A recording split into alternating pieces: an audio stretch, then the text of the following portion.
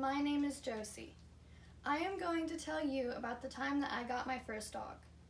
When I was a young child, all I wanted was to have a pet dog.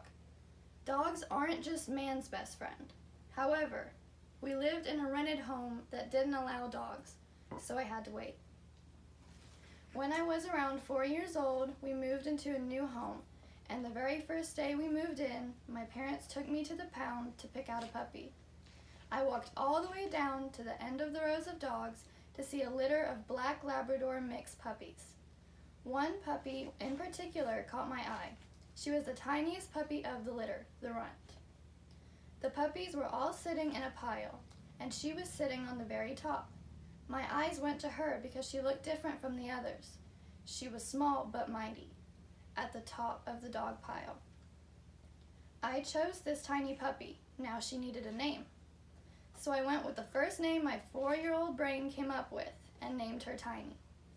We saved her from the pound, which at the time was a kill shelter.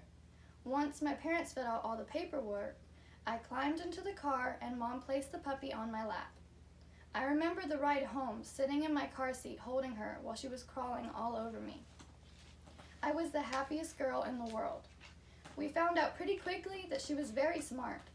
The first night in our home, she managed to chew a puppy-sized hole in the cardboard box where we put her to sleep. We found her wandering around the room. No more boxes for her. She got to sleep on the bed.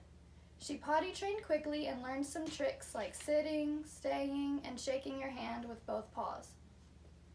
Our Tiny grew to be a medium-sized dog with the sweetest personality. Once, my baby brother grabbed her ear and yanked it. Tiny quickly turned to defend herself, but when she saw it was a baby who had done it, she didn't bite but got up and moved away. She was such a good dog. She once warned us of an intruder when a drunk man came to our front door late at night. She has a loud bark so she could scare people away, but she didn't have a mean bone in her body. She also had a weird smile. If she was really happy to see someone, she would smile, but it looked more like a snarl. She would get so excited every time we came home from somewhere.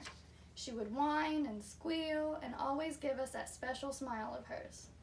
She always let me dress her up in costumes when I was younger, including sunglasses, scarves, hats, and vests. She never put up a fight or ran away from me no matter how ridiculous I made her look.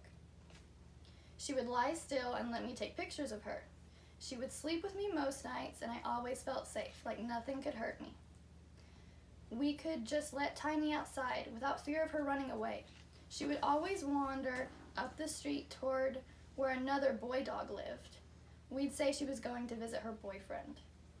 Tiny loved going on annual trips with us to Pennsylvania to visit our family.